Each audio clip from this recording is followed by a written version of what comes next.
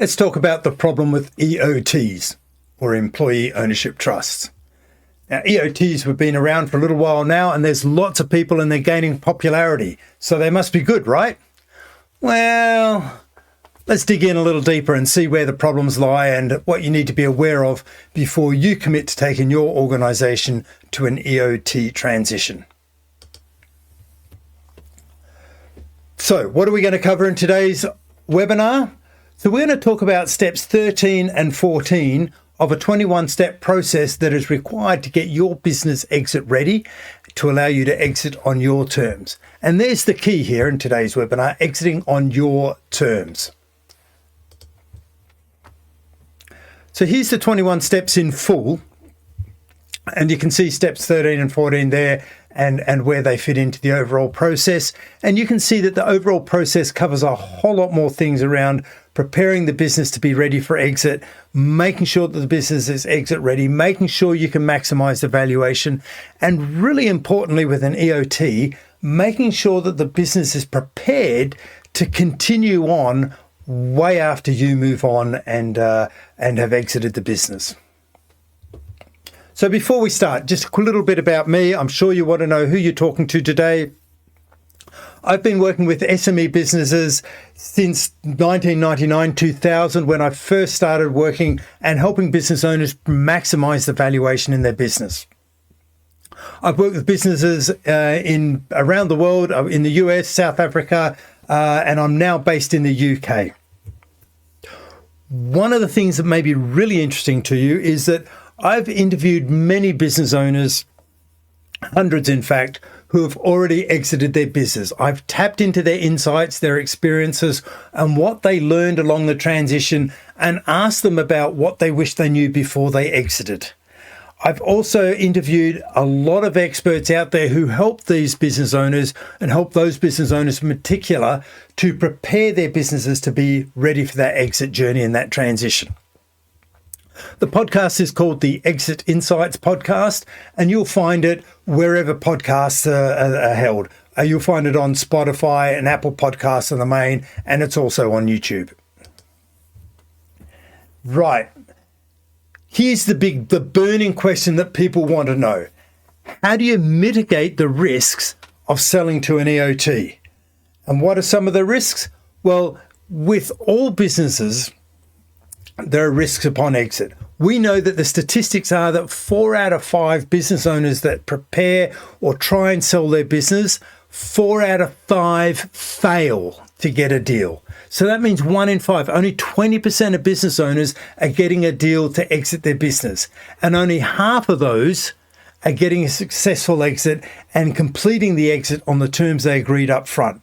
In other words, they didn't earn an earnout that changed the deal along the way or had some variable conditions that just put all the risk back on the owners. So what are the risks of selling to an EOT?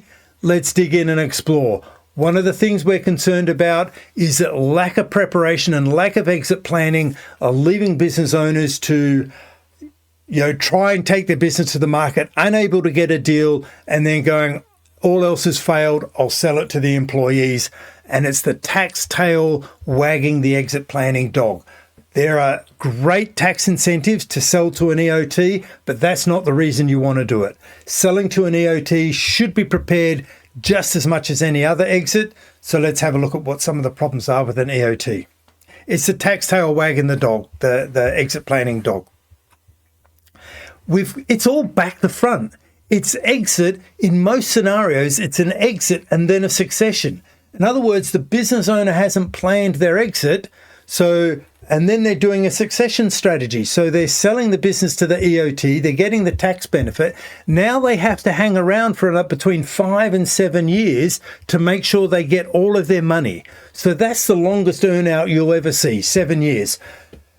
Why would you want to do that? Why would you want to burden yourself with, once you've done the exit, that you still have to be involved for another 7 years to get all of your money and make sure you get what's coming to you? That's back the front. You're doing your succession strategy after you've sold the business.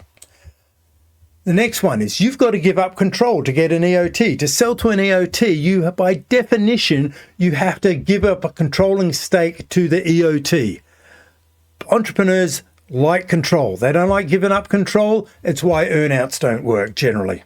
So why would you want to give up control if you're planning a phased exit strategy? Owners take all the risk. If you sell to an EOT, you're taking all the risk as an owner. The EOT owns the business, but you're the one who's got to make sure that you get all the money and hope that the employees keep running the business sustainably so you get your money. So that's why a lot of business owners hang around or are still involved in leading the business. They're not really in control, but they have a big influence, but they're involved to make sure they get their money. Do employees really value what they get for nothing? Do people really value when you give them something for nothing? They've got no skin in the game. They don't really understand. You've kept them at arm's length the whole time you've been running the business, and now you're giving them a stake in the business. They don't really appreciate it. So you've got to go through a journey of helping them understand how a business works, how the cash flows through the business, how a business model works, to have half a chance of them succeeding in business and succeeding continually after you go. I'm starting to see stats come through or information of another EOT business failed, another EOT business failed. Now, I don't know at this stage if that's because they're just being poorly run because there wasn't any planning, or because they were sold as a last-ditch effort basket case as an owner trying to extract something out of a failing business anyway. We've talked about a long-term earn-out period. There's no upside for the owners if they do it without planning. So I've just skimmed across the top some of the problems with an EOT. It's high risk, all the risk is with the owners. So to secure the future of an EOT, if you want to go down the process of an EOT, and we're not saying an EOT is a bad thing. I think an EOT is a great exit strategy in the right circumstances, but it requires planning just like any other exit. A lot of business owners want to appreciate and acknowledge the contribution that employees have made to helping them grow the business over the years. They want to leave a legacy, and an EOT is fantastic in that scenario. But you need to have the right culture, and you need to do the planning up front. And that culture is a culture of ownership mindset where the employees understand the business model, and you've done your earn out before you've given up control. So let's do your succession planning before you exit to an EOT, and then you've got a fantastic chance of the EOT being successful in the longer term. We've done this a number of times. We know it works when you get it right. So what is exit planning? Exit planning is getting the business ready for exit when the owners are exit ready, and exiting with the numbers and the money works for you as the owners of a business. It's making sure all your personal goals and aspirations are met, and the business goals and aspirations are met, and the financials work. So the business needs to work.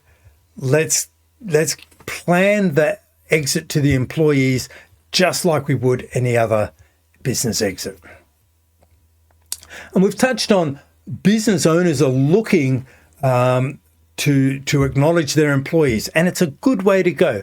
Both sides of government are supportive of the EOT. It's both sides of government are encouraging it, and it's becoming one of the most popular ways. It's the most attractive way to exit your business from a tax perspective, but that's not the only reason to do it. Right, to mitigate those risks of the problems of an EOT, there is a way out. The first thing is you've got to change the mindset, the culture of the organization, one from thinking like employees to a culture of an ownership mindset. You need to get the employees to think and act and behave like business owners. So the first step is to shift the culture, to get that culture of business ownership mindset in the employees, so they know how a business works and how the business model works and the reality of the business model. So there's 1, 2, 3, 4 areas that we need to address to create that culture of ownership mindset. Let's dig into these a little bit further. And once we've got that culture of ownership mindset, we've got a team-based accountability culture. That's where everyone understands their roles and they're working in an aligned fashion to achieve the business goals and vision. Right, let's start with the personnel, the people. With an ownership mindset, you get a better performance. When employees understand the business model and they really understand how money flows through the business and how profit is generated and what influences profit and what is profit, then you'll get an uplift just because everyone knows what they're doing and how to work. Now, if you get them aligned to the outcome as well, you get an extra kick. So let's make sure that the employees know what the vision is. They are aligned to the vision. They know why you're heading to that vision, why that vision exists, what the purpose is, the big idea that led to that vision. And then we can create accountable roles and provide meaningful work to head in that direction. Let's just create, it's got to start from the top team, but it's got to work from the top down, and it's got to work with all the people. Next, we need to get the knowledge. We need to upgrade, upskill all of the people in the business to understand how the business model works. If they understand the profit, then the business model, then they'll be able to work and fine-tune things to it. The biggest thing is getting input from people on the shop front or the customer-facing roles. It's the people who are working at the coalface, so to speak, that have the greatest understanding of how improvements can be made that will actually improve profitability. We've just got to tap into their knowledge and their expertise and their experience and leverage that and change the mindset of management to be open to receiving all of that input and feedback. Now, when everyone is on working towards a profit-based goals, it makes life a whole lot easier for everyone. We need to start tracking performance and we need to be measuring. Next is we need to introduce a system-based culture or mindset in the business. We need to approach on 4 key systems, and we need to make sure that the systems are relevant and updated, and everyone is working and trained into how to use the systems. Employees want to know how the job they're working on, their roles, they want to know how they contribute to the business achieving its vision. Everyone likes meaningful work. Everyone likes to be part of something bigger than themselves, and everyone likes to be part of a team, if I'm generalizing here. When everyone is aligned to the bigger picture, you get less friction and everything moves along a whole lot smoother. Right. Once we've got people thinking and acting like business owners, we can then start to create the incentive structures which help motivate them towards achieving those goals and those profit-based goals. Well-meaning managers all over the world try and set up performance management systems. Very rarely do they work effectively or as intended or as designed. If we have employees thinking like business owners, we need to educate them in the business model. So what do we know about performance-based systems that don't work? Poorly designed incentive plans are discretionary. The employees don't believe in them because they're just going, look, it's just made up on the spot. It's just whatever happens. Favorite employees get the better results and the better bonuses. They're unattainable. The goals are too big. They're so far shifted from reality, they just don't feel that they can reach those goals, so they give up. There's no perceived value in the system. If it's arbitrary, it's no perceived value. It's just working on KPIs that aren't really related. They're meaningless KPIs. They're no perceived value. Goals are uncommunicated. So they often have schemes where they only have one conversation per year. There's no ongoing commitment and focus, and they'll get feedback throughout the year. They're on track, and they get the feedback of whether they're on track, and then at the last minute they don't get a bonus. Why is that? There's no link to the work they're doing. And some of these systems change over time. Halfway through the year, the scheme changes for whatever reasons.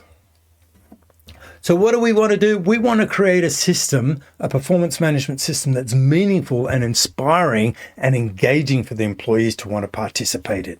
It's self-funding. It drives the value of the business. If it's profit-related, it means that everyone's working to the same goal. They're pointed in the same direction. So if everyone achieves their goals, the business is going to prosper, and it's self-funding.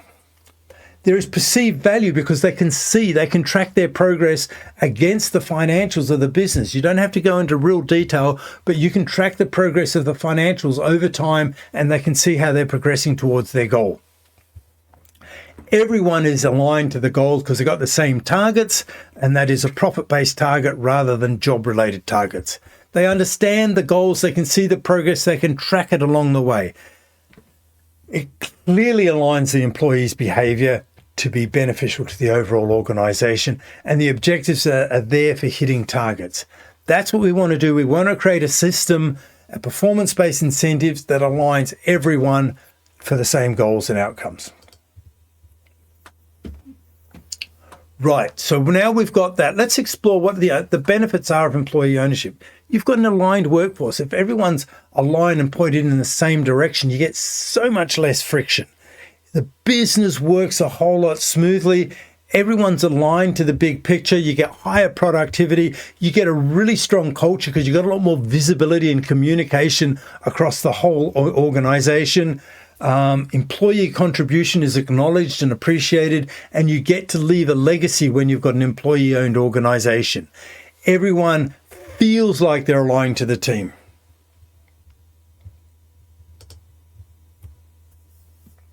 Right, so where does this leave us? Selling to an EOT, if you don't plan it, will mean your longest earn-out period possible. It might be a friendly earn-out in an organization with friendly buyers, but without planning, it's still a long earn-out. So the way to mitigate that is you need to change the culture from an employee thinking to an ownership mindset. We need the employees to be thinking and acting like owners, and we need to set up the ladder to equity, which will treat them like owners as well, which is that ladder to equity is the transition to the EOT where they get to participate as owners as well. So we need to do it in a staged approach where we change the culture over time so that the business has the best possible likelihood of success. You want to eliminate all the risks so you're doing your earn out as an owner before you change control structure.